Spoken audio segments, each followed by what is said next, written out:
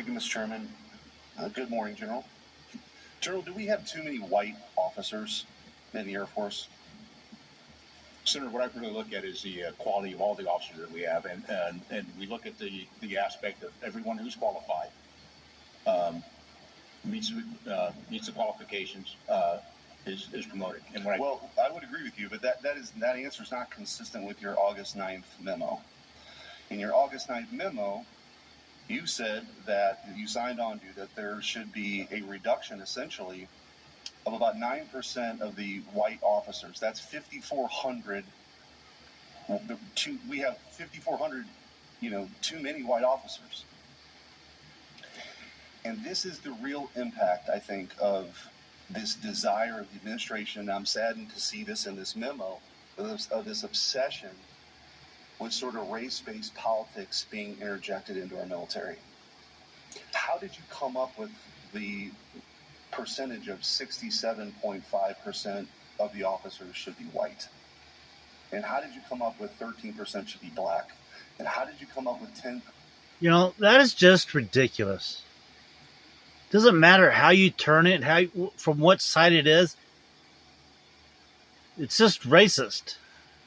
These people are supposed to be anti-racist, the left, but they demonstrate themselves time and time again to be the most racist group with their identity politics than the right. They proclaim the right are the racists, but it's not what's demonstrated.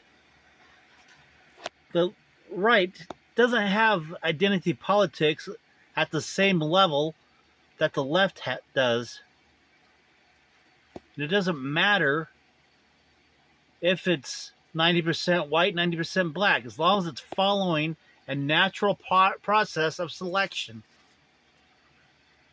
That the NBA being 75, 90% black is not racist unless they're purposely excluding whites, or vice versa, if such a thing was purposely excluding blacks. I believe in individual rights and liberties, blacks and whites. And to say that there's too many whites, which we've heard several times in several different places, especially on popular media. We've even heard politicians in Europe say there's too many whites in Europe. It's just ridiculous. And if that statement was said about any other group by whites, it would be condemned as racist. If whites said there was too many blacks, too many Latinos, too many purple dotted people, it would be condemned rightfully.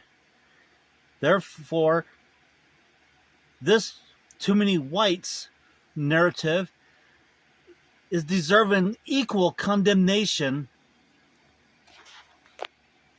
because racism is racism. It doesn't matter if it's white on black, black on white. And it's just ridiculous. Equal rights, equal access does not mean equal outcome.